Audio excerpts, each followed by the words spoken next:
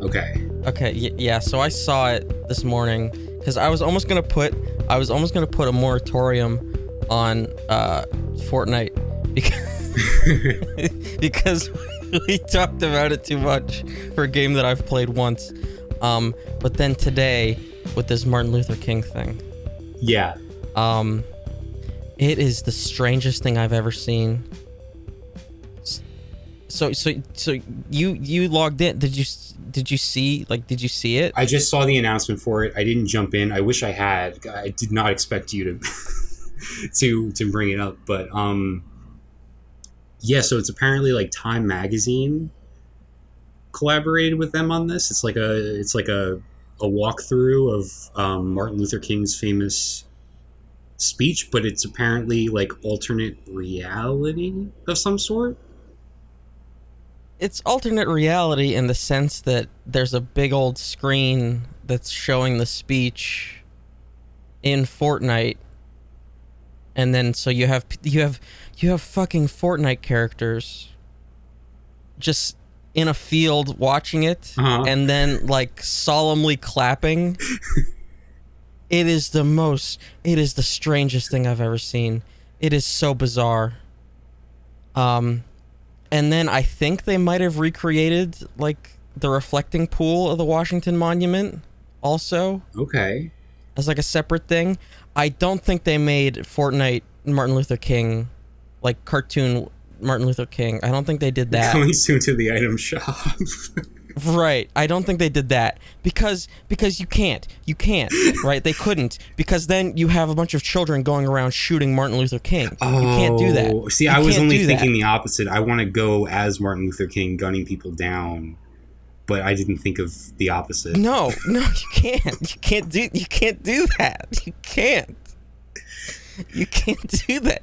This is the strangest thing I've ever seen. So then, but like, they didn't show like all the fucking crossover skins. I guess they just showed like the Fortnite skins where they're more like people.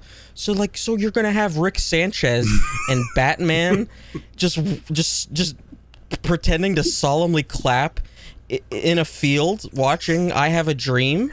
I'm not gonna lie, I kind of love it.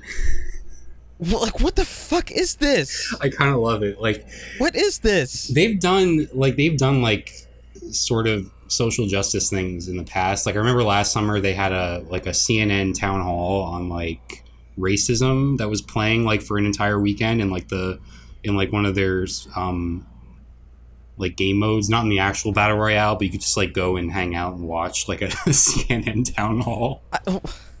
But I appreciate it though, because it's like, you know, trying to get good messages out. But you're gonna have these children like flossing during I Have a Dream. What is this? Well, I mean, I would hope that the solemn clapping replaces any emotes. I'm hoping that you can't just like spam emotes during the whole thing. I don't know. Because that's just what they did in the video, like the promo video. Okay, yeah. To hype up the Martin Luther King drop. Oh, so that's like a curated thing. So it's probably anything goes once you get in there. Probably. Like I didn't see any weapons, so I think they took away the weapons. Yes. But like this is weird. This is weird stuff. It is. I'm into it though. Weird. I think it's trending on Twitter. I have to see what they said, like the little explainer. The poor sap that has to write.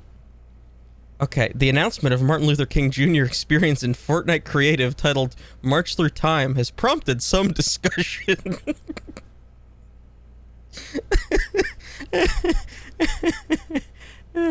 I almost want to be discussion. I almost want to be like, can we just like pause recording and just jump on this real quick? Oh God.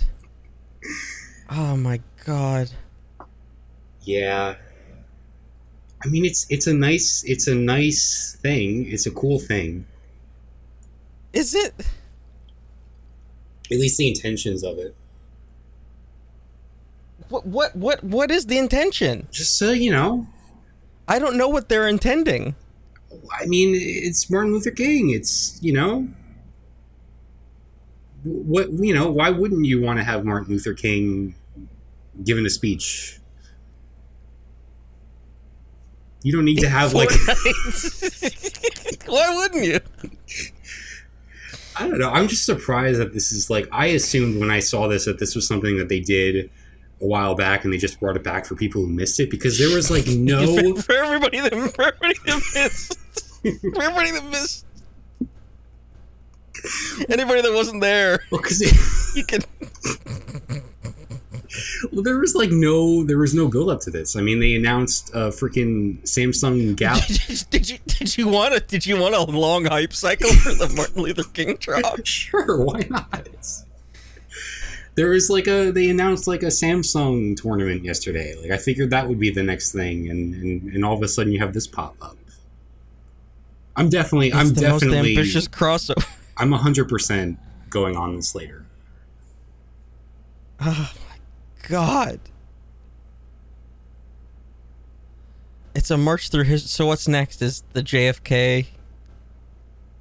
Oh, you think it's going to be like a series?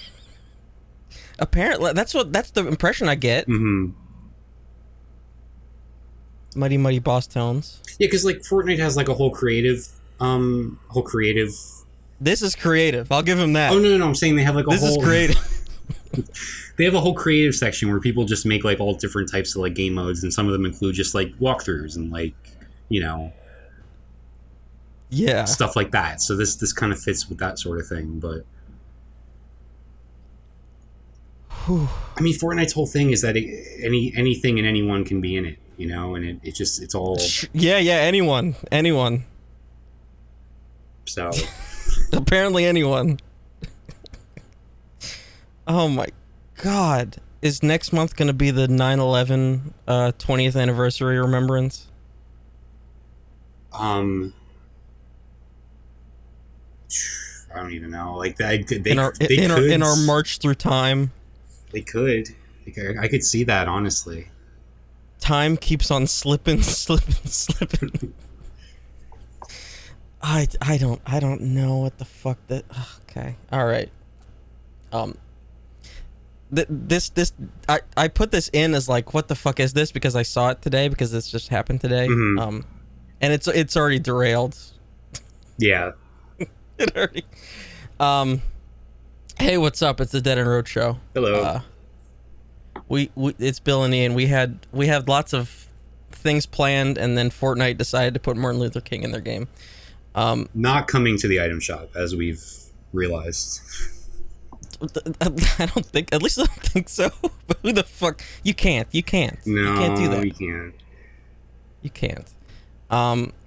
So yeah, we got some segments. I got a new segment coming up a little later that I'm excited to try out. We'll see how it goes. First up, this is your jam. We're going to be starting a new. Why don't you take it from here? Because this is your. Okay. Well, the one issue is that I haven't really come up with a name for it. That hasn't stopped us in the past. No, that hasn't. Because one thing that came to mind was, well, all right, let me just explain what it is first. So, yeah. We're recording this in late August, but I'm ready for Halloween. I'm always ready for Halloween, but especially like. So what I've been doing the past couple of years is I watch a lot of like horror and like Halloween stuff, like movies and shows and stuff all throughout September and October. I do a full 60 days. A lot of people do 30, but I do 60.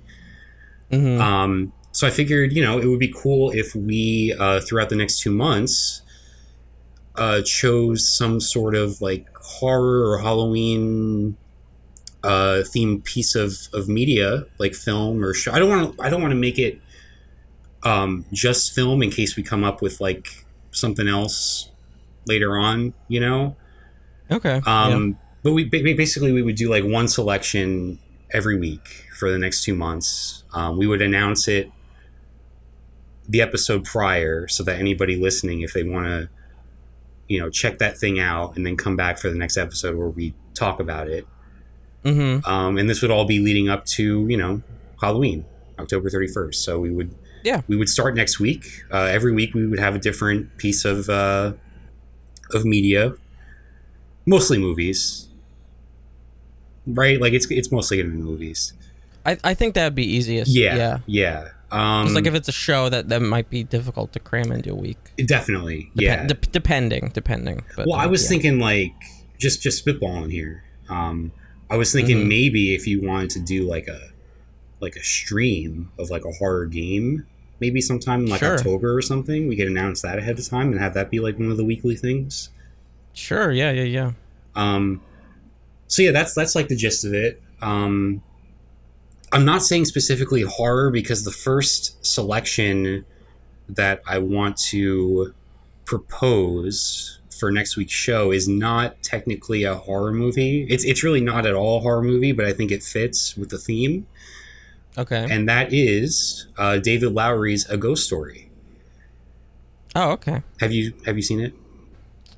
No, I've had it downloaded for like years at this point. Perfect. But I have not watched it yet. So yeah. I figured it fits with the theme, and we will also be discussing another David Lowery film later on in this episode.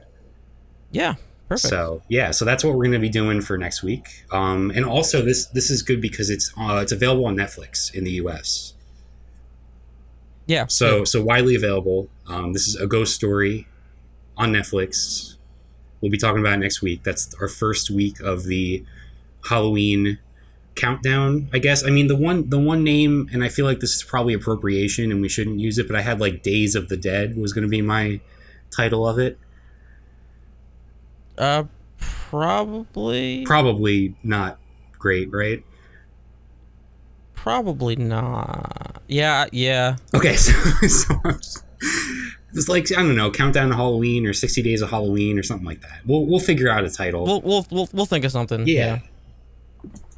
But yeah, I just wanted to get that out there because by the time this episode comes out, it will somehow be September. Yeah. I've already seen Halloween commercials, so that's and the pumpkin spice is at Starbucks, so I feel like this is reasonable. Yeah, that's the official signifier under capitalism. Yes. Yeah. For sure. So yeah, we'll be doing that. Yeah. If you like horror and Halloween, definitely stay tuned throughout the next 2 months because we're doing that every week. Yeah. All right. Good stuff. So last week we introduced another new segment where I attempt to tell the future. So I was doing it wrong. I was not factoring in inverted cards at all. Okay. So that might be why some cards were like, what? That doesn't really make sense and doesn't fit with what was just happening. It's because they might have been inverted and I was just flipping them upside down or right side up, I guess, so I could read it and see what the card was. And so I was not factoring that into the reading. So that might have affected what was going on. So that's something I have to keep in mind for, so that might have explained why some things didn't make sense. Okay. So let's give that a shot again. I came up with a name for it, calling it Not in the Cards. I think that's kind of clever. Yeah, that's a good one. Okay, thank you. You should really, you come up with the names on the show because that seems to work best.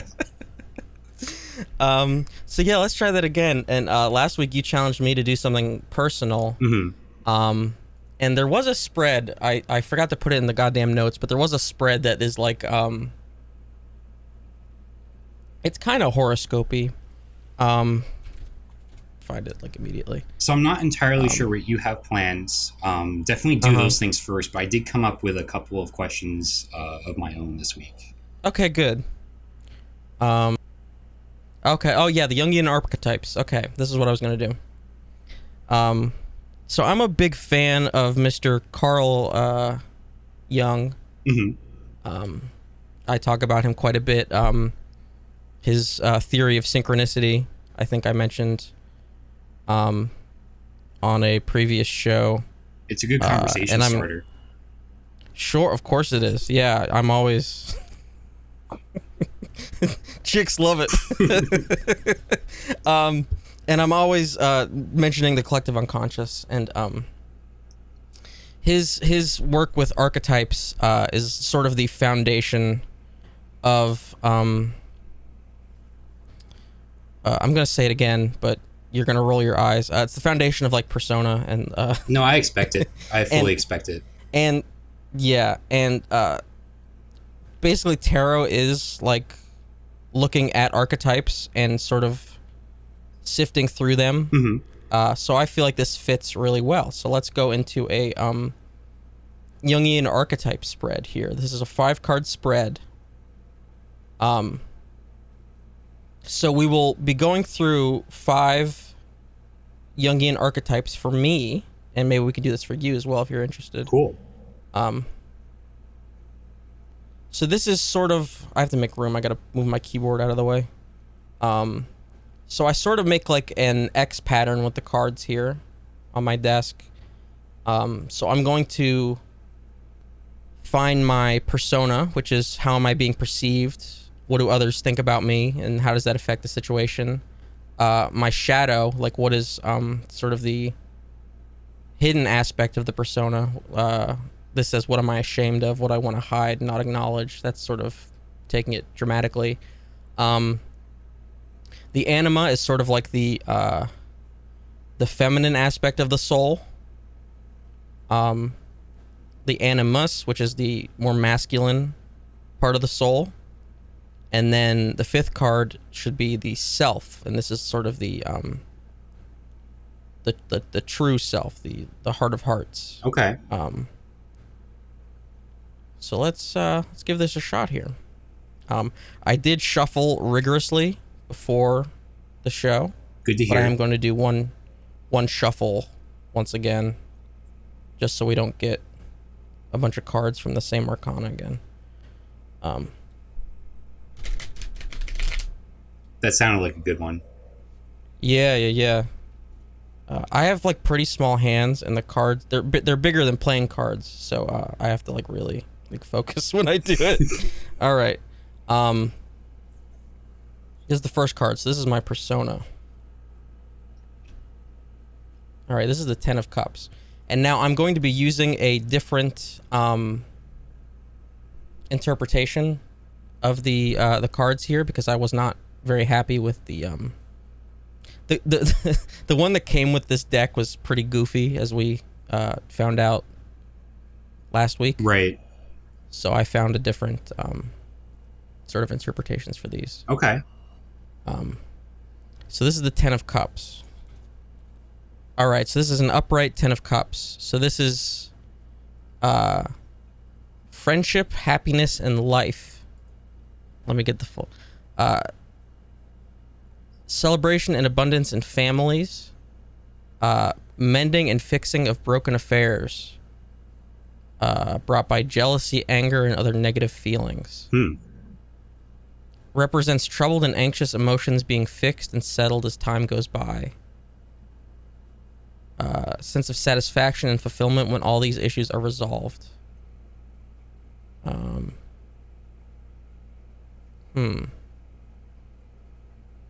Anything standing out for you there? So if this is my persona, this is what I sort of put out to the rest of the world. So you're like a mender of relationships? Yeah. Yeah, I could see that. People tend to come to me with their problems a lot for some reason. Despite me being a sort of wreck of a person. And I don't know why. I think it's because I put on like a front of being a very like calm, like well-adjusted.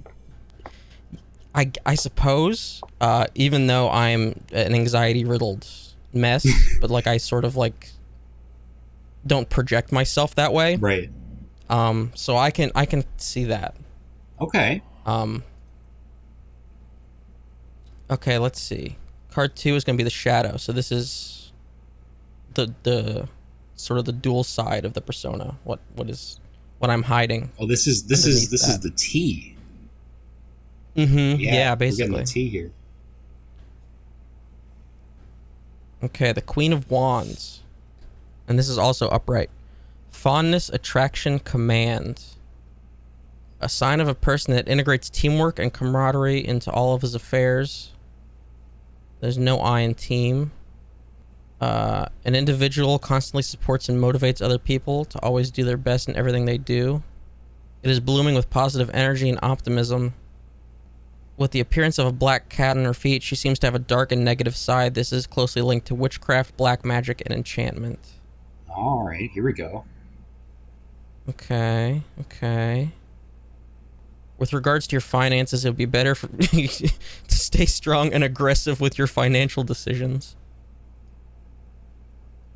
Driven by blazing passion and desire to accomplish and complete the many plans and goals you have set for yourself.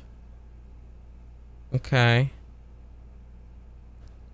Sympathetic towards others and willing to extend your helping hands when it is needed. Okay. So these are all things that you are hiding from the world? It's not, it's like what I'm not necessarily projecting, or what I don't want to be seen. Oh, okay. Okay. So you're like secretly capable of all these things. Yeah, it's what I don't want to acknowledge. Ah, okay. But it's all like positive stuff. Potentially. I mean, I guess witchcraft is debatable. Yeah. But I would view that as like a positive. Sure. Depends on who you ask, I guess. Yeah. You do have a cat. I do have a cat. Yeah. Interesting. Okay. So card 3 is the feminine aspect of my soul. Mm-hmm. Let's see what that's gonna give me. Okay, I think this is the first major arcana we've gotten. This is the Sun. Whoa. I think that's late, like pretty late in the major arcana, sort of are,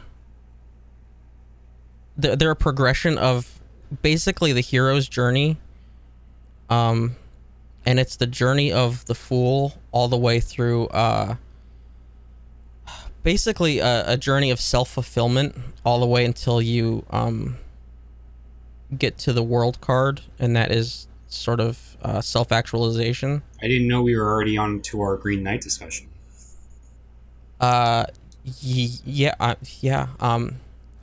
This is actually pretty apt, because if you remember the one scene, whenever he's with the Lord, mm-hmm. and the Lord's wife is playing with some cards. Yes, that's right. I was going to bring that up. Yeah.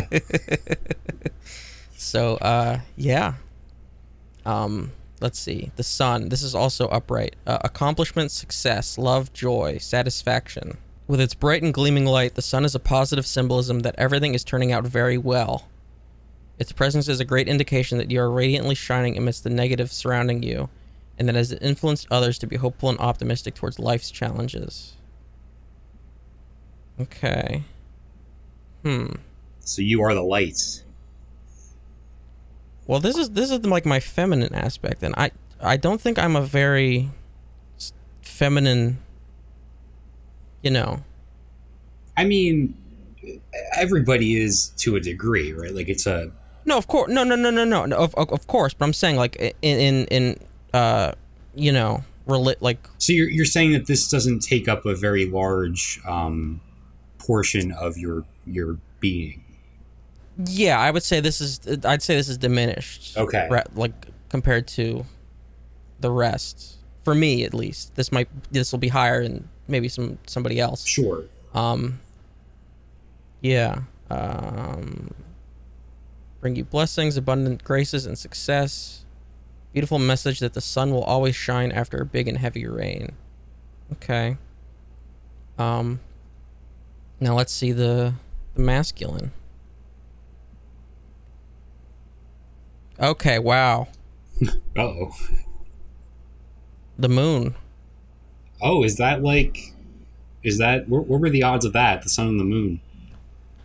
It means maybe that it didn't get shoveled properly, or that this is really telling me something here. Okay, the moon. This was also upright. Deception, disillusionment, trickery, error, danger, and disgrace. Jesus. The moon gives you a message that it is high time for you to rely on your intuition and to listen to your inner self. It signifies that you cannot always control what will happen next. You can change your attitude towards it. This can be done by trusting on your guts and be sensitive enough on what your intuition tells you. In this card, a long and winding road can be seen towards a distant and remote mountain. You are trudging alone in an unknown path, but you are ready to take the risk. You are putting your complete trust in your intuition, believing firmly on the stance that everything is possible if you would just put your faith and positive conviction on it. So how do you feel about that one? Yes. Yes, right? Yes. Yeah, I feel like that's appropriate. I feel like that fits. Yeah, that one. And this one is, that tracks. If the last one was diminished, this one is especially significant for you. I think so. Yeah. Yeah. Jesus. Okay. All right, and then we have our last card, the fifth card. This is at the center of the cross pattern. This is the true self. Oh, okay. The Six of Pentacles. This is also upright. Prosperity, philanthropy, charity, and gifts. The number 6 is a distinguished number in the suit of Pentacles for a very special reason. It represents simplicity and abundance and fairness in administration of justice. This is best embodied by the golden scale. It's a desire that makes you reflect in great detail whether or not you're distributing your resources equitably. Of course, resources can't just mean money. It can also mean your skill set, social connections, and even your personal affection for other people, all of which you share in order to help not just yourself, but the larger world around you. I'm glad that they had to clarify that it's not just about just about money. Yeah, you could be a broke-ass bitch, but you got other stuff. As such, this card appeals to your desire to help and love for justice, to create a more tolerable world for you and everyone else. You're a person with honest designs and a charitable heart. It symbolizes the desire to do more for the common good. In a world that forces you to compete, it can be very difficult to notice the injustices that happen all around you. People not having basic needs. To counteract these, you need to contribute to the world's betterment by sharing your talents and helping others, not only because it is the moral thing to do, but because it advances you as a person too. That's a lot to live up to there. Yeah. Huh. Yeah, it is a lot. But that like also reflects what I got with the Queen of Wands. Huh. Interesting. It is interesting. I think it's onto something here. I think it's matching up fairly well. You think so? Yeah, I'd say so. Well, there you go. That's my Jungian archetype. Okay. Yeah. So you had some questions, or I did. Now these were not about me. These were about like other things. Is that okay if I ask questions about broader things? It doesn't have to be like a specific. So do you use like a different set of cards, or is it going to be the same? Or not a different set of cards, but a different like. Depending on the question, maybe I'll see if I could find a spread that makes sense. All right. Well, these are silly, but okay. So the first one, is about the New York Jets. Okay. I'm feeling as a fan of the Jets, I'm feeling a bit optimistic this year. Yeah. But that's something that I've felt before, and I've always been burned. Sure. So I'm wondering if maybe the cards can tell me, if my expectations are where they should be. Okay. So I was thinking, like, what would a reasonable record, win? Oh, you want a specific? Well, yeah. So I'm thinking, like, what would a successful season look like for this cursed failure of a football team, right? And so I'm thinking, all right, 6 wins. 6 wins. I'd say 6 wins would be a good season for the New York Jets. And I'm wondering if the cards can tell me if that's going to happen, if that's feasible. Is this how it works? I'm wondering. Yeah, should we just do a simple yes no like we did last time? Sure. Sorry, I had to pick up a card that fell off the floor. I don't know what kind of sign that is. You know what? Let's roll the dice. Let's make it 8 wins. Let's make it 500. 8 wins. 500 okay. record. No, actually, that's not even 500 anymore because there's 17 games now. Right? So it's... Yeah. But anyway, that's neither here nor... Well, it's 8 wins. New York Jets, will they get to 8 wins this year? What do the cards say? All right, there's a bunch of yes nos. Should we do the supporting opposing factors or getting to a successful outcome? I'd be interested to hear the supporting and opposing. Like, that's basically like what needs to happen in order for this to be achieved, right? Yeah. All right, let's try that. So 8 wins, you're saying? Yes. And I should say last week during practice, their top free agent defender is out for the year. So. Oh, okay, all right.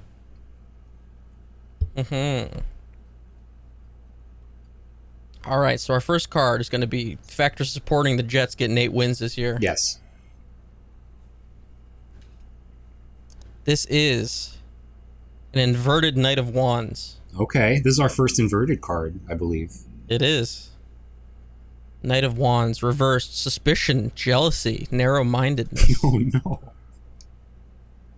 The presence of the Knight of Wands signifies spontaneity, ambition, and unpredictability. Oh, God. Unpredictability. The creature in this card has the personality of being an initiator and instigator due to the curiosity and intuition that overwhelms him. He constantly makes spontaneous decisions that would often lead to new places, diverse people, and different challenges. If these hurdles are surpassed, success and happiness will not be difficult to achieve. Okay. So, like, it's basically saying... Okay, wait. More. Here's the reverse. The Knight of Wands card in reverse replies a feeling of frustration and disappointment when faced with unnecessary delays and hindrances. Oh, this is, like, too good. This is, like, too on the money. Seem to feel lost and misplaced in this journey, and you lack the will and motivation to change your direction towards the right path. I'm actually terrified by how accurate this is. You feel this current situation as futile and pointless, and you can no longer control your pace towards your desired destination. This will make you more unhappy and miserable about life. I don't want to do these cards anymore. Furthermore, the reverse position of this card may also indicate impatience and intolerance in a relationship. Wow. Well, I've had a very, very lengthy relationship with the New York Jets, and I'm very impatient. Fear commitment, and there's a lack of difficulty in finding a stable partner, maybe a quarterback, perhaps. Oh, God, yeah. You may also lack stability and steadiness, and there's a tendency for you to constantly transfer from one job to another. I thought this was supposed to be like the good one. This is supposed to be like how you succeed. This is the evidence to support the Jets. Oh shit. Okay. All right. Okay. All right. Now. So the only positive I've taken from that, if you want to call it positive, is that, like, they're a complete wild card and unpredictable, but hey, it could work out potentially. There's some kind of slim chance, if something crazy happens. Oh man, that is I was not expecting it to be so. I think it's because you went for 8. I know. I reached too far. Okay, here's the factors against. Oh God. The inverted Knight of Cups. Okay. The Knight of Cups is traditionally linked to homecoming, arrival, and returning to one's spiritual abode. Mm-hmm. It stresses the importance of having a clever and smart mind and how powerful it is when it combined with physical strength. Oh, okay. Okay, now let's go to the reverse. Oh, that wasn't the... Oh. That was just the general aspect about the card. Okay. While it is good to fairly rely on your emotions and feelings, it is nevertheless damaging if you cling too much. The Knight of Cups in a reverse position indicates that you have been overly manipulated by how you feel and that your mood and volatility have greatly controlled your thoughts and deeds. You've lost the ability to make the appropriate action and you hastily jump into false and misleading conclusions. I don't think it's happening. I don't think so. I mean, that speaks directly to my prediction. My prediction, my outlook that I have every year. I'm just like leading myself down the wrong path. In order to resolve this dilemma, you must balance the use of your emotions with the right amount of logic and intellect. Oh my. Okay. All right. And our last card here is, I believe it's what you need to know. I feel like I know everything now. What you need to know the most. This is what you need to know the most. Okay. An inverted Six of Cups. All right. I don't like how every card has been inverted. This is reversed friendship, disappointment, and past. Oh, don't talk about the past. The Six of Cups speaks of nostalgia, childhood innocence, and the joy of recollecting the past. I was 6 years old when I went to my first Jets game. You have become too attached with the past. There's a difficulty in moving on from this phase, and you've become too devoted on thinking about it. Oh, 100%. Your happiness seems to be dependent on your history, and it feels impossible for you to detach from these memories. At least one day a week. In order to move forward, it is best for you to view it as an inspiration and not as a habitual addiction. Wow. Always remember that there's nothing wrong with being overly sentimental, but do not let this volatile emotion consume your future. I mean, it's a little dramatic, but I understand the message. Like, you know, I'm upset for a few hours every Sunday during the fall. Like, we don't need to get too carried away here. But I do appreciate the warning. Like, I'll take all this into consideration. Honestly, I'm glad we did this because, you know, now I know what to expect. Yeah. That was very good. That was very good. That was a good reading. Yeah. I don't think we're gonna top anything this week with that. I know.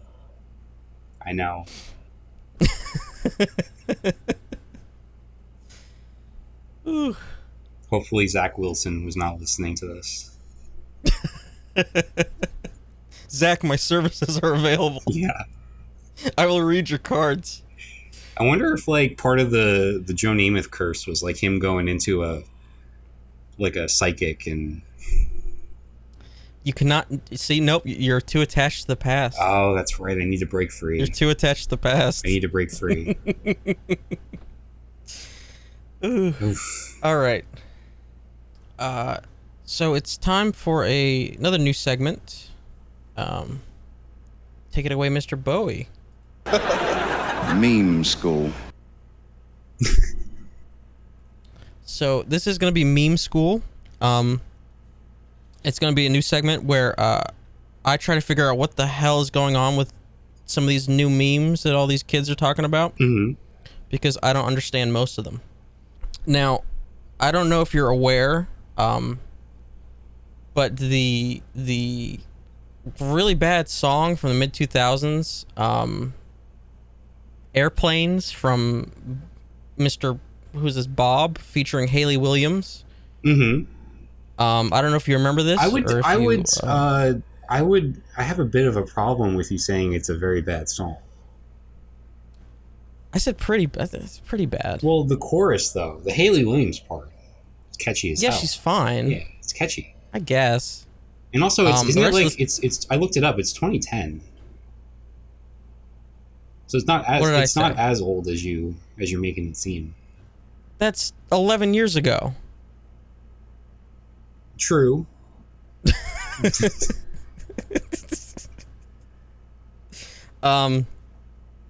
I feel like I was hearing this all the time, not 11 years ago. Like, I feel like this song stuck around for a while. I don't know. But anyway.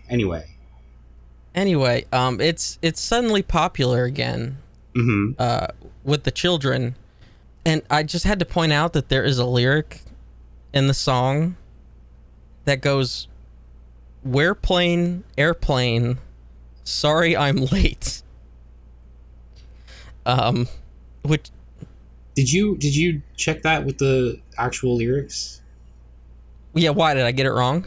Possibly. God. I don't mean to step all over your segment. Did I really get it wrong? Why? What does he say? Wait, what's the name of the song again? Airplanes. Okay. Where? Hold on. So no, it's so airplane. Sorry, I'm late. Okay, it's worse. He rhymes airplane with airplane. I at least gave him the credit for coming up with whereplane. No, I don't think. I think whereplane is worse because that's nothing. Okay, so the lyric is airplane, sorry I'm late. Yeah. Is that much better? I'm on my way, so don't close that gate. That's really bad. If I don't make that, then I'll switch my flight. And I'll be right back at it by the end of the night. At what? Singing these sick lyrics. That's what he'll be back at. All right, what does B.O.B. stand for? By the way, this was nominated for Hip Hop Song of the Year at the BET Awards in 2010. That's depressing. There had to have been. Well, it didn't win. It was just a nomination. What does B.O.B. stand for? I should have done this beforehand. Well, the album it's from the album B.O.B. Presents The Adventures of Bobby Ray. Oh, so it just stands for Bob. Probably, yeah. I mean, his name is, yeah. I guess it's like stylized. I just scrolled down to the beliefs section. B.O.B. is an outspoken conspiracy theorist and is noted for his anti-establishment views. Anti-establishment Oh, views. God. Okay, that's pretty vague. He believes that the Earth is flat. Oh. The 1969 moon landing is fake. 9/11 was an inside job. The world will be taken over by the Illuminati, and celebrity cloning is administered by the U.S. government. Wait a minute. How have you flown in an airplane and still think the world is flat? I guess you didn't think you were that high up. B.O.B.'s 2016 song, Flatline, alludes to anti-Semitic conspiracy theories, asking his audience to do their research. Oh, God, on Holocaust denier David Irving. Adding that Stalin was way worse than Hitler. That's why POTUS gotta wear a kippur. A what? Which is a yarmulke. Oh. Wait, the president is wearing a yarmulke? Apparently. Which president? This was 2016, so it was either Obama or Trump. Right. Okay. Oh, God. Flat Earth belief. Oh, God. He got into it with Neil deGrasse Tyson over this. Of course. Released a diss track against Neil deGrasse Tyson titled... Wait, he had two songs called Flatline, or is that the same song? I guess it's the same song. You're asking me. I don't know. I just found this when I was trying to figure out what B.O.B. stood for. It's still a catchy chorus, though. Jesus Christ. Sure. The part of the song that he didn't do. Yes, exactly. In September 2017, B.O.B. sought $200,000 in donations to launch his own satellites to verify the shape of the Earth. Shortly after seeking the original $200,000, B.O.B. upped his request to $1 million to cover the cost of many test-seeking drones, weather balloons, and satellites. So this is what he meant by do your own research. This is what he meant by, do the airplanes look like satellites in the night sky? Oh. Holy shit. Okay, anyway. Is he gonna sail out and try to discover new lands next? Maybe. He's gonna get up on a balloon like you do in Spyro on the PS1 and go to a new area. Oh man. We're playing airplanes. But yeah, coming back to the meme part of it though. Yeah. Okay. So the song's suddenly popular again, And the reason is that it comes from a combined ship between the characters of Mordecai the bird from the Cartoon Network children's show Regular Show, Mm-hmm. and Twilight Sparkle from My Little Pony Friendship is Magic. Okay. So the couple was shipped originally in 2012 in a piece of really poorly drawn fan art depicting the two singing Airplanes by B.O.B., the chorus. Can we pretend the airplanes in the night sky are like shooting stars? I really wish I had a... What was it? I really wish I had a wish right now, or whatever. I could really use a wish right now. Yeah. Wish right now. Wish right now. Yeah. So that was the original thing. It was in 2012. And the ship is known as Mordetwai. It just combines their names. It's a Brangelina thing, you know? Right. And this is... I have the most up to date references. This ship has persisted till now for like almost an entire decade. So, not really. It just sort of spread again in 2019 from a TikTok of a dude like singing Airplanes again. Mm-hmm. And then last year, a YouTube video of doing a mod, like combining like the audio of the song with the poorly drawn fan art went sort of viral last year. So then people started redrawing the fan art using the song in like their own art style, and so that kind of went crazy. And then somebody made like a 3D animation of what the original drawing was depicting, mm-hmm. between the two characters. And so the original ship was actually not from this image. It was from a fan fiction written slightly before, and that's what created the Mordetwai ship. Right. And so then the fan art of the ship blew up on DeviantArt. But what combined the ship and Airplanes was this image that became a meme. Okay.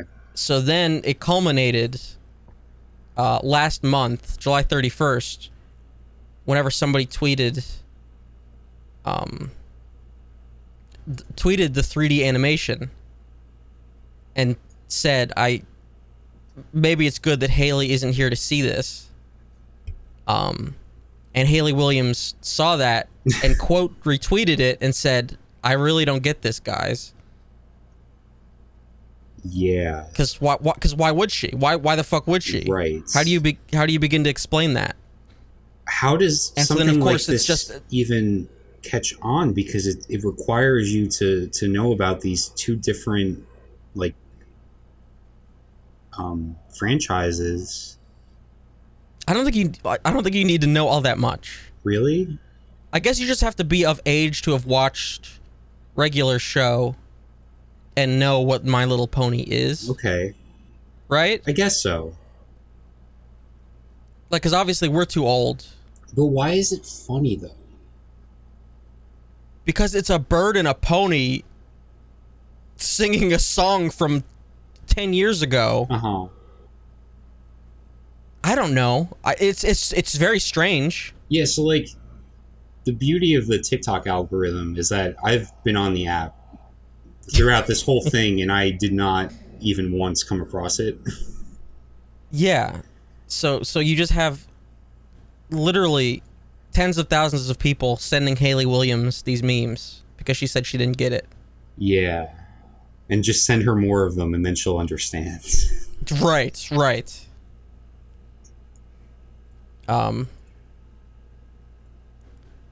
Yeah. It's very strange. That is really strange. The fact that it would come back up again now. Right. I just don't understand. Because it's from 2012. And apparently the original artist of the crudely drawn meme, because they drew it whenever they were a child, apparently, which explains why it was, not drawn that well. Sure. They're like 19 now. Mm-hmm. And so they either have like a Patreon or something where they'll take commissions and draw your ships in that poor art style, if you would like. I mean, that's a really good way for them. Yeah, it's a good way to spin it for them. Yeah, that's pretty cool. The 3D animations are pretty impressive. Like the fact that people took the time to render this shit. Seriously, yeah. I don't even know how Hayley Williams would have seen, because like they didn't tag her in the. But yeah, that's the first meme school for this week. Terrific. Because I needed to figure out what the fuck that was about. Never would have guessed it. No, not at all. All right, so we've had Quiet Place 2 in here for like probably like a month. Yeah. And we should probably talk about it. We should. Especially because I bothered to watch it. Yeah, I'm so sorry that you bothered and that it was such a bother for you. All right. Yeah, Quiet Place 2 is a movie. Mm-hmm. You're much higher on it than I am. Okay. So you want me to... Or do you want me to say what I thought about it then? Yeah. Okay. Well, I mean, I should start off by saying that I was a big fan of the first one. Mm-hmm. I think you liked it quite a bit too, right? I did, yeah. Well, was the only time that you saw it was when we saw it in the theater? Yes. Oh, okay. I had downloaded it again with the intention of watching it like as a proper watch, right. And I just never did. We had a rough theater experience with the first Quiet Place. Yes. If you've seen the movie, you know that it's very quiet. It's very quiet. It has what I think is quite innovative, like sound design and sound mixing or whatever you want to call it. Like I was really impressed with the way they use sound and silence in the film. And so we saw it in the theater, and what you get in a respectful crowd is just you get a lot of popcorn chewing. Sure, yeah. Stuff that you can't avoid. But what we got were a group of teenagers in the last row, and they were shouting out all sorts of stuff during the film. I remember one specifically was like a character is giving birth. Yes. In like a bathtub. And I think that's right. And then one of the teens yelled out, "Is she on her period?" Yes. Which health class has failed them so tremendously. I know, it could not have been more clear what was happening. But this teenager had to let that one out for everyone to hear. I guess they thought they were being funny. And that was just like one of the examples. Like it was a rough time. Yeah. So I actually was able to, I saw it again in the theater like a month later. Did you? Yeah, I went with my mom, and I think we had like a deal where it was like you get a free ticket. It was like buy one get one or something. So it's like we might as well. I think did we complain and did we get tickets for that? No, that was for afterwards? A different one. We complained. Oh, that was for Tomb Raider, wasn't it? No, it wasn't Tomb Raider. It was Ad Astra. It was the Brad Pitt space movie, the Daddy Issues movie. Oh yeah. Yeah, there was like all sorts of stuff going on in that showing. And then we got free tickets, and then we saw a Joker with the free tickets, and I honestly would have rather just not have had the tickets, to be honest. God, that Brad Pitt movie was so fucking forgettable. I mean, I liked it. It happened. Yeah, I enjoyed that a good amount. But anyway, that's not what this segment's about. It's about Quiet Place. Yeah. I just don't want to get off topic. Yeah. What was I saying? Oh yeah, so I saw first Quiet Place second time in the theater. It was full redemption because it was like a perfect perfectly quiet environment. Really great movie. Sure. I think the only issue I had with it was like it was a bit contrived, especially in one part where it's like a character has a very easy solution, but for some reason doesn't. Yeah, I know that's probably going to come up again, but doesn't know how to implement that solution, even though they should because they've learned about it, and it's like, oh, and that's just all in the service of like having a conflict happen. Yeah. So that was like the one weakness of the first Quiet Place. And I feel like that happens again in the second one. Yes, it does. Specifically, I mean, I guess we'll get into spoilers because it's kind of hard not to. Yeah. But like there was with the son in the second movie, there's a whole sequence with the son where he goes outside and his like one job was to stay underground and watch the baby, but he can't help himself and he gets himself into a really sticky situation. And that's like the inciting thing of like everything falling apart after that, you know? Yeah. It's like, oh, they couldn't have come up with anything more clever to set off the sequence of events here, you know? Yeah. There was a lot of shit like that in the second one. Yeah. But on the other hand, like there was a lot that I liked about it too. I felt like the opening sequence, the whole flashback to just before the world went to shit, was really effective. Really? Yeah, I liked that. I liked seeing it. I liked the fact that it introduced us to a character that we got later on in the film. I cannot buy Cillian Murphy as like the southern like survivalist. No? No, I don't know. Not at all. It kind of works. Not at all. I thought it kind of worked. No. You know what I really liked? Like him in a yeah. Him in a beard is like it looks ridiculous. And him without it is also like he's like in like a weird cosplay. Like no. Okay, I mean, sure, but if you can set that aside though, like the one thing I really liked about that scene where they're on the bleachers and he's like interacting with the family is like he has that moment with the sign language. He's like, how do you say this, right? And then that I did not expect that to be. Oh, come on. I did not. No, that was like, so obvious. Like Chekhov's sign. I didn't expect that to come back. That was so obvious. Really? I thought that was just like a little character building moment that turned into like a cool like callback later on, and that worked pretty well for me. No, that was the whole point of. No, I know that in retrospect, but in the moment, like I thought it was pretty cool. The whole beginning thing, like retcons, like, and I'm not trying to be like, I don't know, like comic book movie fan or whatever. I mean, it's like, a genre film. I feel like there's overlap in sort like some of the storytelling like devices they use and stuff like that. Like at the beginning, John Krasinski immediately knows that they're going after sound. Immediately. Is it right away? Yes. Doesn't he pick up on something like something one of the monsters does, and he's like he learns it very quickly? He just knows immediately. Oh, okay.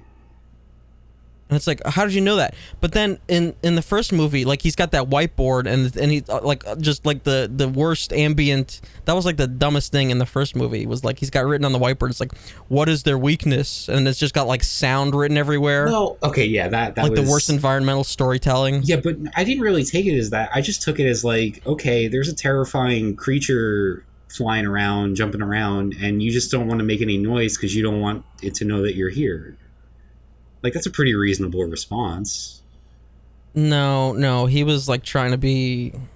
No, he like knew it was bizarre. Okay, and it was like, wait, how do you know? I mean, that's fair. It's fair.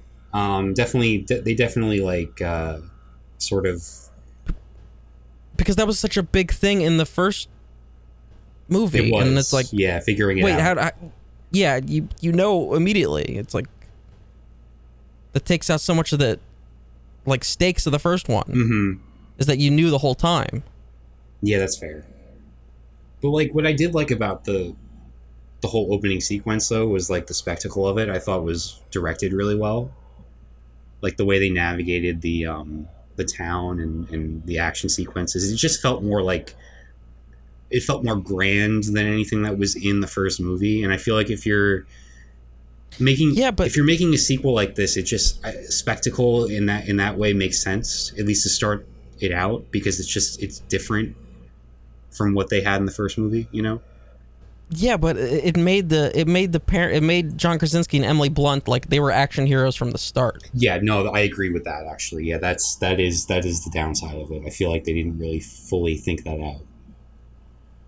Yeah. Yeah. Like I understand it's a sequel. You got to make it, you know, have some bigger set pieces or whatever. Mm-hmm. But whenever you do that in a flashback to these characters, you know, this was before shit went down. Yes. But then it's like, no, you're like acting like superheroes here. Yeah. But then again, like, I mean, you could argue like these are the people that ended up surviving when most others didn't, right? So it's like we just have like that.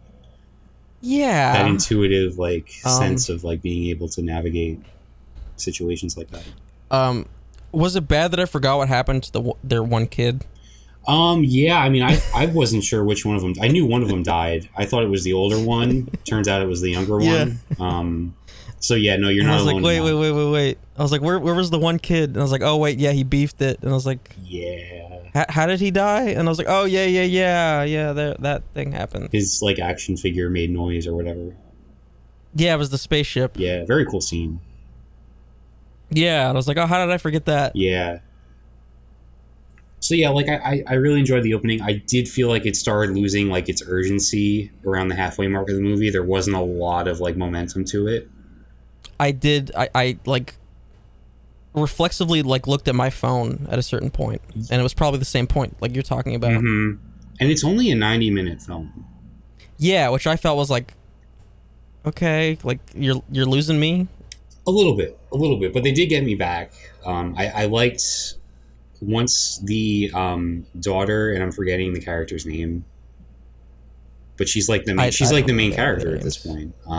So she sets out on like a journey to reach like a radio tower type thing, so she can use her hearing piece that is like the way she combats the creatures, and she can like put that onto like the radio and have it like widespread and use that as a tool to like really fight the creatures on like a larger scale. She can create audio feedback that... Yeah, which I thought that was pretty cool. Like it's taking the thing that they learned in the first movie and it's implementing it on like a larger scale, right? Yeah. Like as far as like, you know, plot for this movie goes, like that's not bad. You know, it works. Yeah, as like a goal. As a goal, yes. But like... Yeah. The force dynamic between Cillian Murphy and the girl, though, was like, okay, this is The Last of Us. No, it's not. Because no, I don't think it is. I don't think it is because yes, it is. Like it's the same. It's like the same. It's the same shit.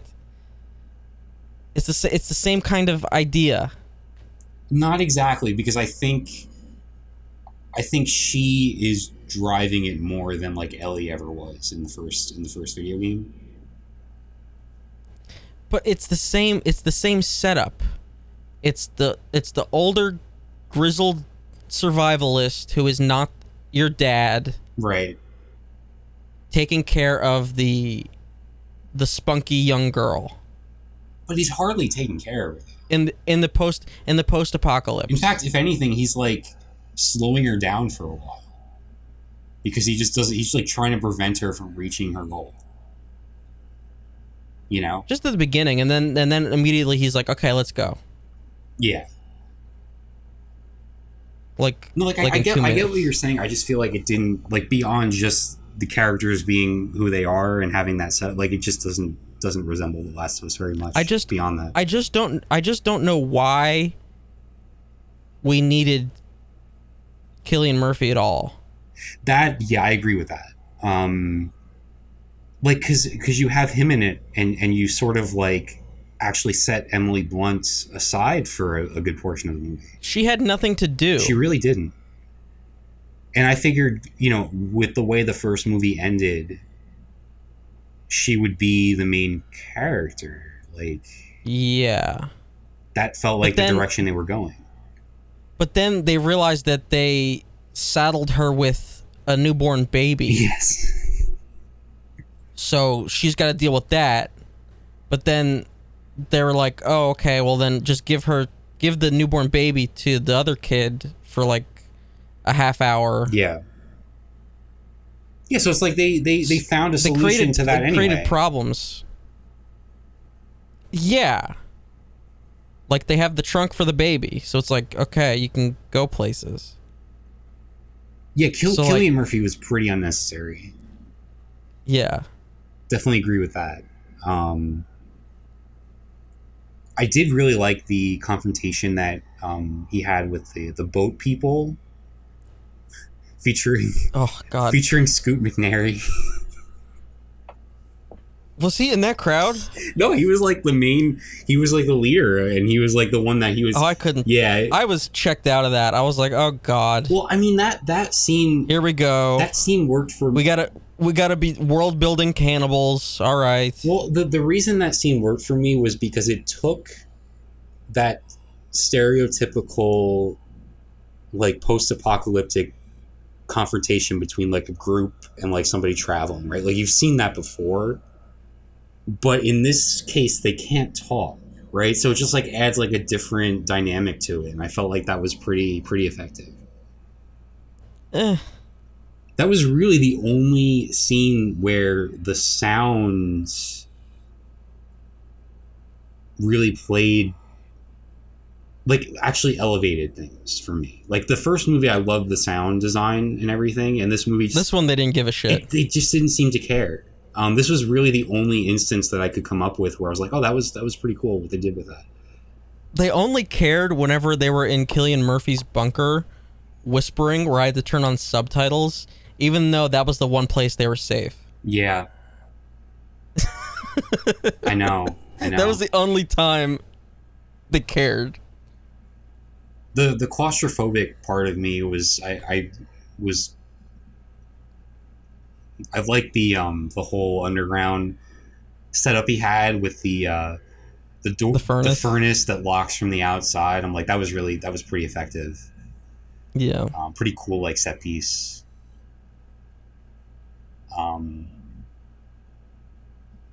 Yeah, so, like, after that, he finds, like, the others from Lost. Yeah. He finds the whole community on the island. Yeah. And, like, so that kind of, like, leads into one... I feel like it was kind of a glaring issue. And it's not even just this movie that does it. I've seen it happen so many times where it's like, if you have people of color on your cast... And I feel like, especially in, like, post-apocalyptic stories, for whatever reason... You just kill them immediately? You just kill them. It's like they do nothing but, like, they're in service of the main characters. They have, like, a line or two. Yeah, he's there. He's just there to explain. He's like, yeah, we're here. Exactly. And this is our place. Yeah, and it's like... And then he just beefs it. Yeah, and then they die brutally. And that's it. And it's like, I've seen this, like, The Walking Dead always had this problem. Yeah. There are other, like, examples of it. It's just, I don't, like, John Krasinski, like, have some awareness of this type of thing. I feel like it's a glaring problem. Like, am I like making too much of that, or? No, it was obvious. Yeah. I knew he was going to be a goner, like, definitely. And I knew the whole setup was like, it was too clean. It was like, yeah, this is paradise, isn't it? It's like, yeah, all right. Yeah. Yeah. It was so stupid. It was so stupid. The creature just chills out on the boat and rides it perfectly to the island. Right. Right. And then it's like, okay, it's clobbering time, and then just gets up. Like, what? You know, it's funny. We have these conversations about like movies and stuff sometimes where it's like I think I'm high on a film, and then as we talk about it, and more then I more, ruin it for you. No, it's not even that you're ruining it for me. It's like then we actually go through it, and I'm like, okay, there are some problems with this. Yeah. This is one of those times. I mean, like, yeah, it's silly how the creature got there, but I did like how everything went to shit in that whole sequence. But then, like you had mentioned, I think in one of the previous show notes when we were going to talk about this originally, it is the same ending. It's the exact same ending. Yeah. It's the exact same, except Cillian Murphy's just sitting there in bewilderment for some reason. Yeah. Which, like, in fairness, I don't really know, especially with the goal that the characters had in this movie and where things were heading, how else do you end it? Especially if you're keeping I don't even know if I would want this, but another sequel in mind. Oh, there's definitely going to be a third one. Yeah, I wouldn't really doubt that too much. They did world building. There's settlements now. Mm-hmm. They expanded things. Yeah, they increased the scope. They did a whole it. Preston Garvey. A settlement needs your help. So, like, with all that said, I don't really know how else you end this movie, to be honest. I don't know. But, I thought you'd come up with something like slightly different. Yeah, which they did, because they increased the scope of things, which is like the logical move when you're making a sequel like this. I'm talking about the very last scene. Oh, you're still okay. I thought you just meant like the movie as a whole. No, I'm talking about the very last scene. No, yeah, it was exactly the same. Like, come on. I know. But it's like, yeah, you expanded the scope, but it's like, do we really care about? I think that's Pleasantville or whatever. That is the thing holding it back, which is that they introduce more characters, but no reason to care about them. If they're not just outright dead already. Right. Like, there's Pleasantville and there's the cannibals. Like, what does it matter? True. Yeah. One thing I will say though, like on a positive note, I felt like the movie, and it was the same thing with the first one, really good sense of place. Like throughout the whole thing. Just like John Krasinski's a very capable director. Like that's obvious at this point. He's just a very good director. In terms of like actual like just the like filmmaking, from just like the craft of it, right? Like if you forget all the storytelling issues, like the craft is very good with this. He needs to work with a writer. He needs to definitely. Like he had one trick and he did it in the first movie. Yes, that actually sums it up pretty well. Yeah, he needs to work with a writer. Mm-hmm. And then I did take some notes, and expecting to talk about this a few weeks ago, I one of my notes was like, "Are you kidding me with the feet?"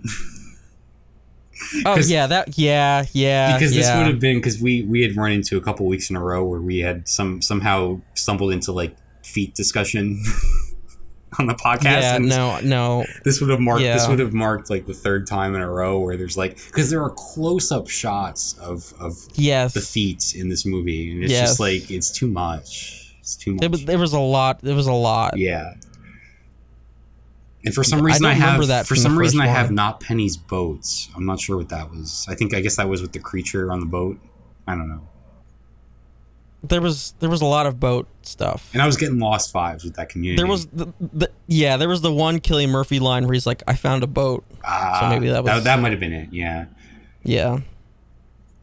But yeah, beyond that, I don't have too much to say about it. I liked it while I was watching it. but then you kind of examine it more closely, and it does have some issues, and it does make me concerned about a third movie if that's what they're doing. Oh, there's definitely gonna be a third one. Yeah, definitely. Because like when you like, I think the same discussion happened with The Last of Us, which is when you name something A Quiet Place Part 2 or The Last of Us Part 2, it's sort of like really reinforces that this is not just a sequel, but it's like a real continuation, like an important continuation of the first. Like an intended second half. Yes.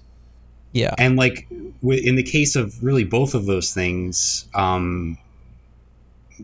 just no, like it was something that you did after the fact.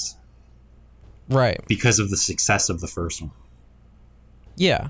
I think there's even more of a comparison, because we've talked about The Last of Us off air. Yeah. Where they clearly had a story they wanted to tell that might have applied to different or newer characters, but they still wanted to use the old cast. Yes. And that's boiling it down for The Last of Us. Like, we could go on forever about The Last of Us, but it seems like that a similar thing happened here, where they had this old cast that the audience recognizes, but then they didn't have anything for them to do. They had nothing for Emily Blunt to do. They didn't have anything else for the other kid to do.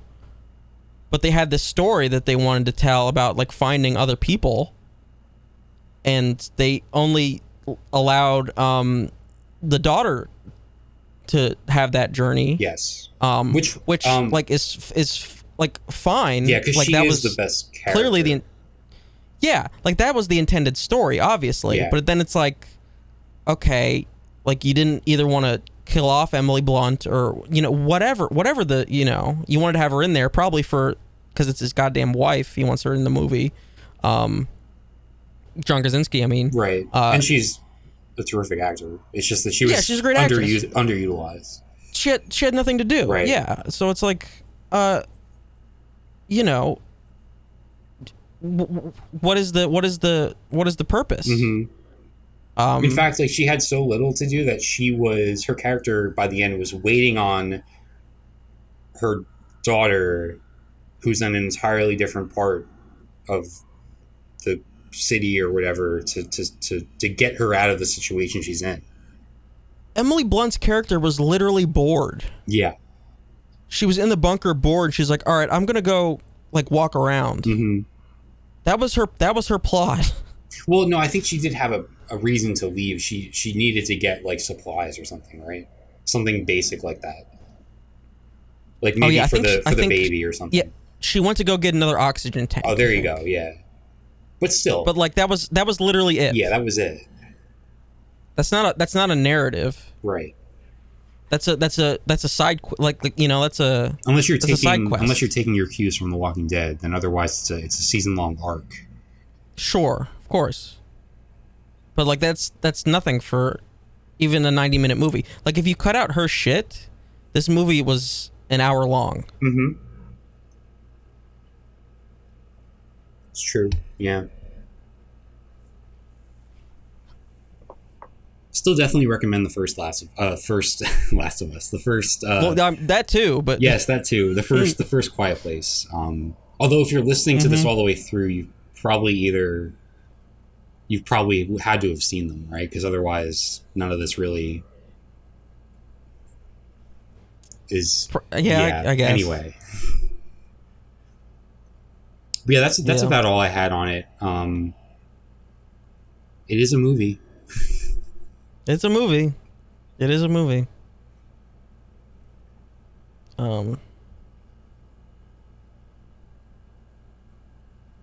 Speaking of movies. Yeah. Green Knight. Do you want to set this one up too? Sure. Yeah. The Green Knight is the latest from A24. It was a movie that was supposed to come out, I want to say, like, the spring of 2020. I think so. But then was held because they wanted to get it out in theaters, which they did for a brief period. And then it came out to VOD last weekend, so we got a chance to see it finally. It's from David Lowery, who you might know from his most recent movie was Robert Redford's final performance, The Old Man and the Gun, I believe is the title of it. Mm. And then the one before that was The Ghost Story, which we should be talking about next week. Mm-hmm. He also made another film called Ain't Them Bodies Saints, which is like sort of like a crime, like on the run type film.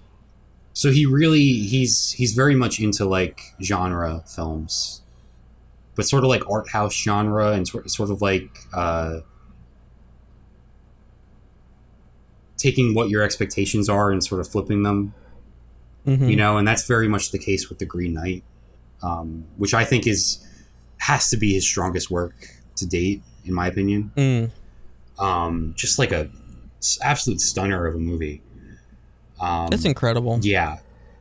So if you don't know anything about it, it's about King Arthur's nephew who goes on I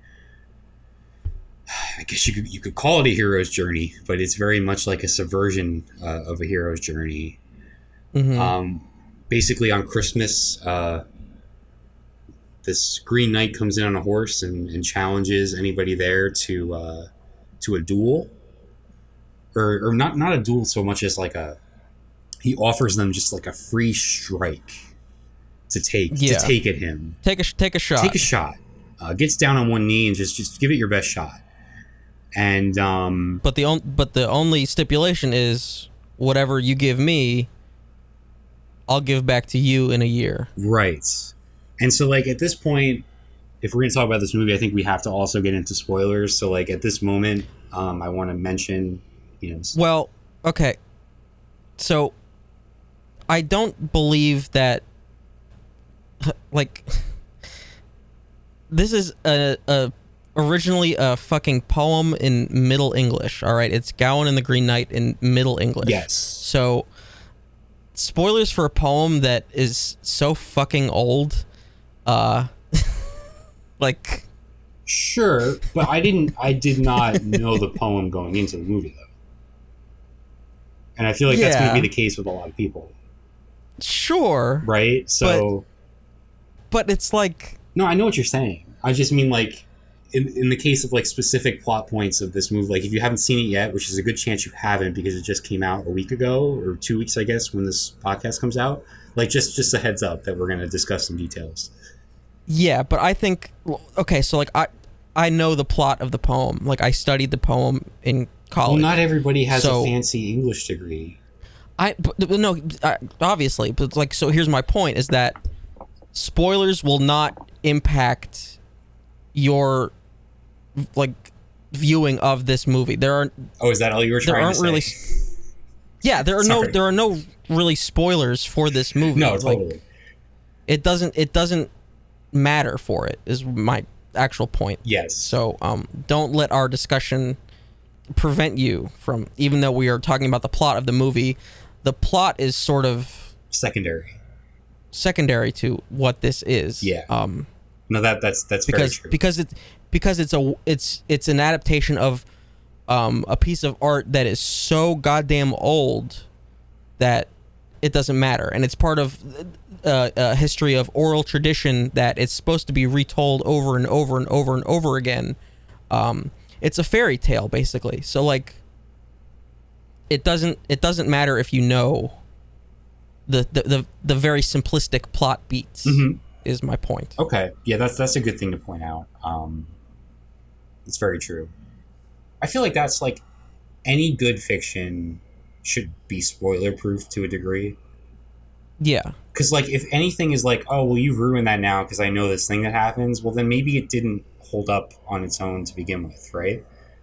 Sure, but it's just like spoiler culture has like just kind of soured a lot of people's ability to properly talk about media in any kind of like meaningful way. Mm-hmm. But it's like saying like, oh, you can't like spoilers for Romeo and Juliet. Like you know what I mean? Yes, yeah.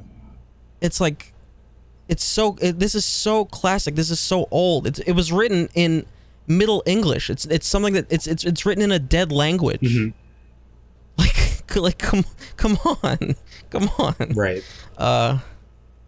Yeah. So okay, so somebody who studied the poem, I think maybe you should go into what you thought about this adaptation, because you know more about like the background and everything than I do.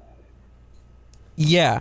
Calling it a subversion is pretty apt in the way that the original poem is part of a tradition of it being like a romance, but it being a romance means something different for the time that it was written. It was written in a tradition of stories about Arthurian legend, where knights had to be these pious and virtuous men who had to resist temptation and sort of be these sort of valiant Christians, you know, because they were knights not only of King Arthur, but they were knights of God, right? Right. So that's sort of what the story is about. It's a fable about like resisting temptation, and so the way in which this adaptation plays with that very well, because like the original is like so basic, because it's something that you would tell children and you would tell in order to impart a very obvious moral about how you, like, oh, knights are not supposed to lie, and, you know, knights are supposed to, you know, keep their virginity, you know, right? Like, basically, like, shit like that. So were there less beheadings in the poem? No, not at all. Oh, okay. No. No. The basic plot is essentially the same. Oh, okay. Because based on what you're saying, I was thinking maybe some things were added in that regard, but... No. It's also... So, the original poem is also part of a tradition of... they call them, like, beheading games. And there are lots of poems and stories that are about, like, these sort of games where somebody's like, hey, try to chop my head off. Oh, damn. Like, there are a bunch of them. And Gawain and the Green Knight is just probably the most famous example, okay, I suppose, of one of these stories. So it's just sort of like the oral tradition where people would twist the stories and make their own, and whether it's all like kind of the same story and they would just add bits and pieces where they wanted to impart their own moral or whatever. There are lots of poems and things that are just like part of a genre of like beheading games. So yeah, no, the original is has just as much beheading. This is fascinating because I don't have any of this background. I didn't have any of this background going into the film.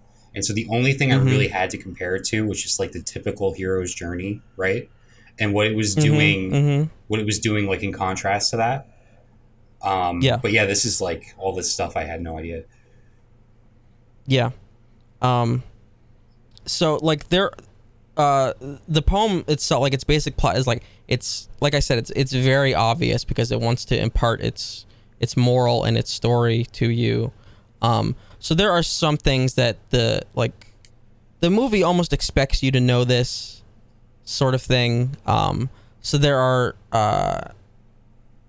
I believe in most translations of the original, they just make it obvious that that everything is sort of done by Morgan Le Fay. And like she's pulling all these tricks and that sort of thing. Like in the original, Morgan Le Fay is basically like she turns into all the characters that Gawain interacts with. Okay. And so she's the Green Knight. And so like the movie sort of takes a step back and like there's like this coven of witches, And I don't know if originally Gawain is King Arthur's nephew. He might just be like a knight. Just someone who happened to be selected on that day. It wasn't like he was random. He like chose to do it. Yeah. Yeah. And I don't know if it was Christmas. I think it just might have been a feast. Oh, okay. So there are details like that that the movie sort of, imparts. And it, like in the poem, he is a knight. In the movie, he is not a knight. Yes. Yet. Yeah. Which is sort of a major detail that the movie adds. Definitely. So there are things like that, Mm-hmm. Yeah, because the difference between him being a knight and not being a knight is so important to the character in this movie. Oh, it absolutely is. It absolutely is. Yeah. Yeah. So there are details like that. But yeah, the movie totally subverts the like this is Gawain has to be this upstanding, virtuous. Because in the poem he's resisting all these temptations. Right. The Lord's wife.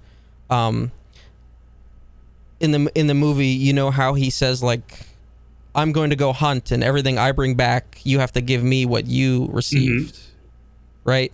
So that happens in the poem as well. But every day, Gawain is receiving, he's resisting, but he's still receiving kisses from the wife. Mm-hmm. And so, in order to be virtuous, every day, Gawain returns kisses to the husband, the Lord. Oh, man, and the way they turn that around. Yeah. And change. Yeah. Okay, so I appreciate that whole thing even more now. Mm-hmm. Wow. Yeah.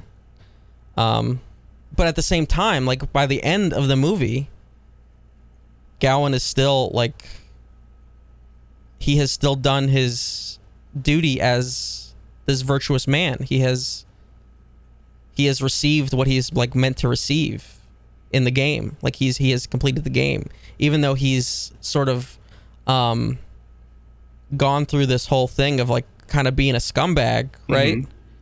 Mm-hmm. Compared to what he's meant to be as a knight. There he is. He's there. He's holding up his end of the bargain. He's ready to take the blow finally. Mm-hmm.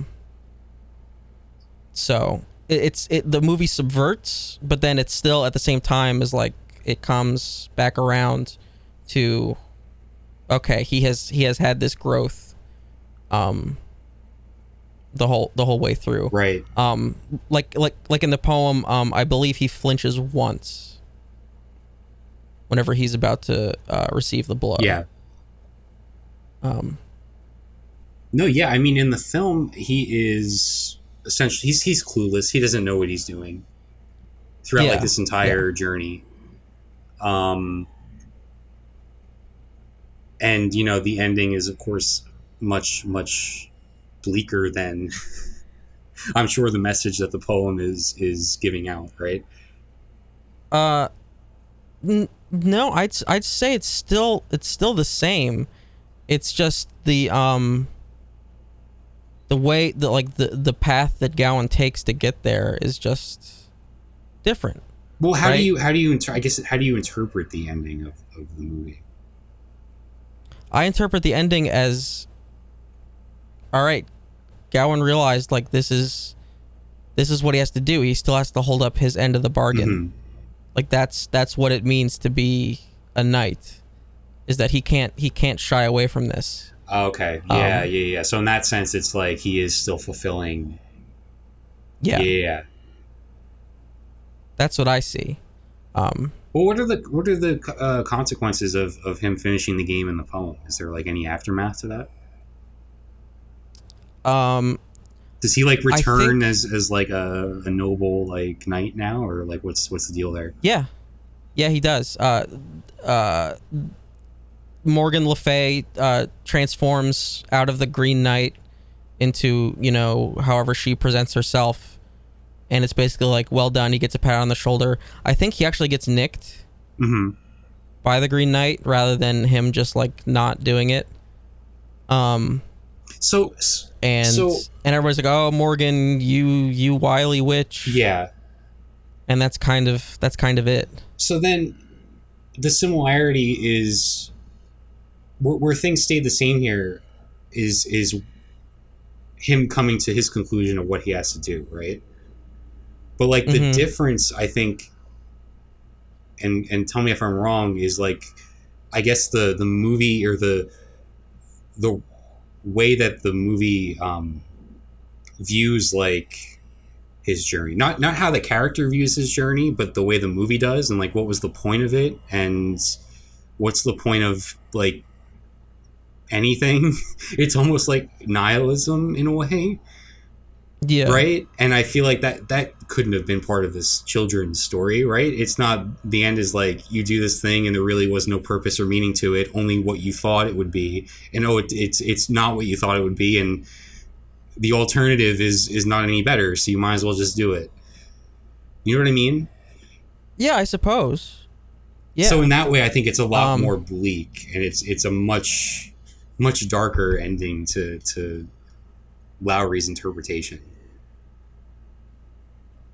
Yeah, I suppose. Like he has the conversation with the Lord, and he's trying to like figure out like he's basically talking about the purpose of it. The Lord's asking like he's like, so like, what do you hope to get out of this? Mm-hmm. And he's basically like, honor. Right. And the Lord is like, so you'll do this thing, go back, and you will be honorable because of it. Mm-hmm. And he's like, yes. Right. And so like that's just a commentary on the whole genre of this tale. It's like, oh, just because you do a thing. Yeah, it's like, what is honorable about this? What is honor? What does any of it matter? Yeah. It doesn't, it turns out. You know? Mm-hmm. Which I just really appreciated that. I thought that was like a great conclusion to it. And it was in line with everything that he was doing throughout the journey, because like every turn it really just like plays with your expectations of like what's going to happen. Like they have this long take of like him setting off on his horse with like just like the beautiful like landscape behind him, and he's going on this great journey, and like 5 minutes later he's just like bound up because of like some kids he ran into, and he's like completely helpless. And he's the shithead kid from Killing of a Sacred Deer. Yeah, who, by the way, I just saw an article about him. He like was the victim of an assault. Yeah, somebody like assaulted him outside. He was like staying at a hotel. Yeah, and he was hospitalized, and he apparently suffered some facial injuries.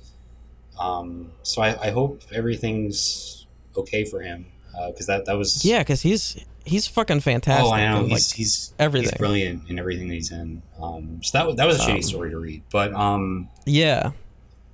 But yeah, so it's like, you know, your expectations of going on this journey, and then the first encounter is like you just failing completely. Mm-hmm. And the way that Lowry plays with like, and we'll see this next week with the ghost story, the passage of time, and like how like his characters passing through time and how that affects them, and all that. Like the scene, one scene that really stuck with me was the one where he's bound up, and you have the slow pan, like the 360 pan around the forest. So good. And you come back to just the skull, like the skull of this person laying there. Just like such a terrific piece of like foreshadowing, and it was just so good. Yeah.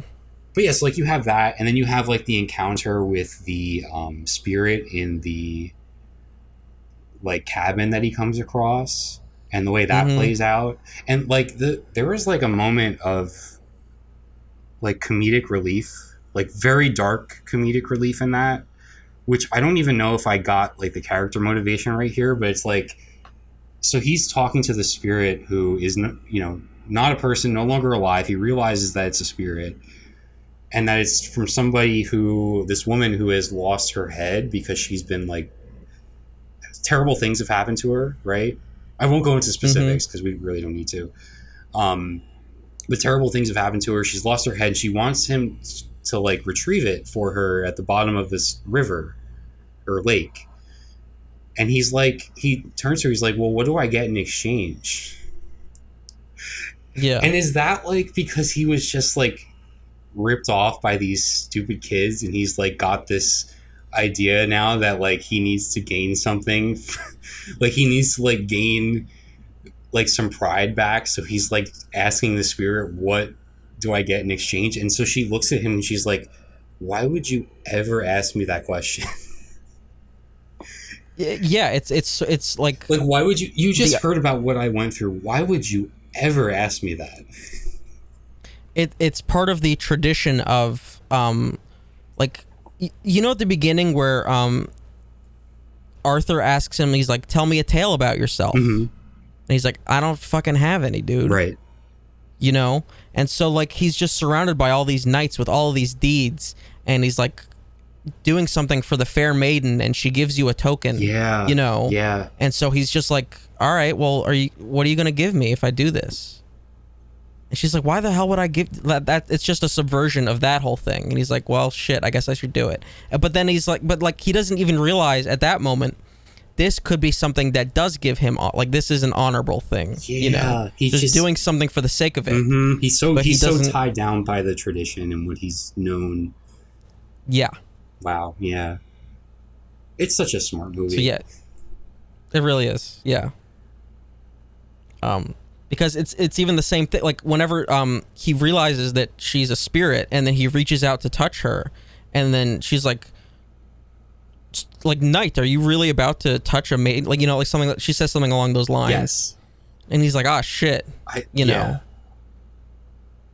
It's like he doesn't even think that way, because that's not really who he is. I know, and it's an easy character to root for because he's well intentioned, and you just know that he's held back by what he knows and what he's learned, and also just like simply being human, you know? Yeah. Yeah. Because you're not a knight, you're not like this, like, you know, you're not put up on a pedestal, like you're not like this like perfect example of like nobility or whatever. You're just a person, just a dude trying to navigate this situation where you really don't know what's going on, and you don't know what awaits like the kids rob him. The kids rob him and like, are you a knight? And he's like, no, I'm really not. And he's like, you fucking look like one. Yeah. But he's telling the truth. He's not a knight. Mm-hmm. But like, you know, what are they gonna do? He's got a shiny shield, you know, with the Virgin Mary on it. Yep. Like, you look a lot like a knight. Yeah, because this kid has heard the stories too. Mm-hmm. Yeah, right, exactly. Yeah. Yeah, it's so good. And it's like, I just love the fact that David Lowery was able to make a movie like this. Mm-hmm. Mm-hmm.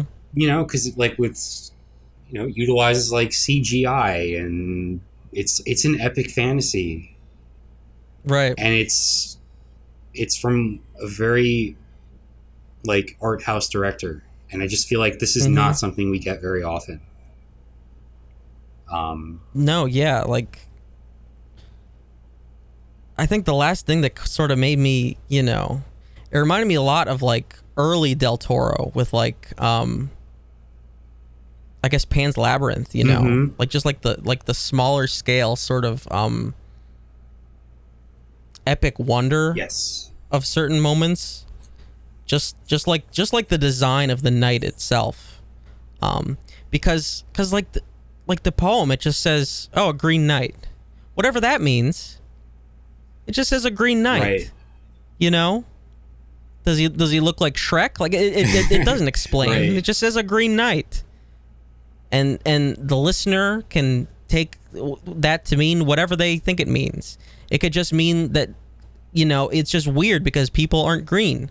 He just has green skin, you know, like, and so to take that and just be this this being made out of moss and bark, you know,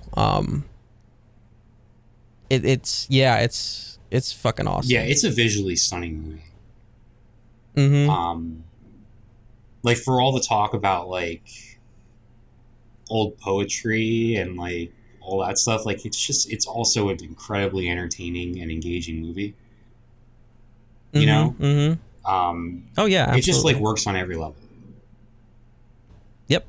And it's also my new favorite Christmas movie, and I think it's going to be like a new tradition for me.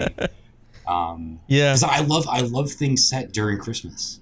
I don't know why, I just do. Especially things that aren't actually Christmas movies. Yeah, that's the distinction. Like things that aren't actually Christmas movies, and things that are like darker and like actually take advantage of like, and this, you know, Christmas was much different in medieval times than it is now, so it's not the best example, but it like takes the Christmas like spirit and just like, but you're dealing with like really heavy shit, and it just like amplifies it. No, right? Yeah, like that means something. That is like a holy day. It is the birth of Christ. It's not, you know. Yes. Yeah. Like the final season of Mr. Robot was like just incredible for many reasons, but also because of its Christmas setting. It just elevated the whole thing. Yeah. So yeah, I'll be watching this in December for sure. Yeah, I don't know if people are listening to like these full longer shows. If that is something that people enjoy, then obviously we can talk for fucking ever. So yeah, because like I'm just worried that the shows are too long, and so that's why I sort of, you know, I know, like I try to think about what I prefer from a podcast that I'm listening to, and I was thinking about this. I'm like, I guess maybe like an hour 15, hour 20-ish, somewhere in that in that area, depending on like what the show is and what they're like what the topics are and stuff like that. But yeah, like it depends. Yeah, so if people stick around this long and they're like okay with that, then obviously, you know, we can do that. But I do try to keep it as short as possible, just for, you know, listening convenience. But if people are fine with it, then, you know, we'll oblige. But yeah, happily. Yeah. Let us know. Video at DeadEndRoad.co, or you can just tweet at my dumbass. Yeah, so I guess that's going to do it for us. This was a good one. I think this was a good show. I think so too. Yeah. Next week, I think I'll have some Dating is Dead stuff. I did hear that the Latin Cat got some good feedback on that one. So okay. Look forward to that. Thank you to people that checked that out. So yeah, you can follow me everywhere at DeadEndRoad, Facebook.com/DeadEndRoadTV, Twitch.tv/DeadEndRoadTV, YouTube search DeadEndRoad TV. If you want to give us a subscription over there, if we get 100, I can have a custom URL so I can read that off nice and clean. That would be pretty cool. Yeah, I don't think I have any other reminders this week. Just watch A Ghost Story if you're interested in that. Yeah, Ghost Story. We're going to be talking about that next week. And Dating is Dead, and see what else we can dig up. Maybe another tarot session. We'll see if time permits. Yeah, thank you for tuning in. Really appreciate it. We will see you in the next one.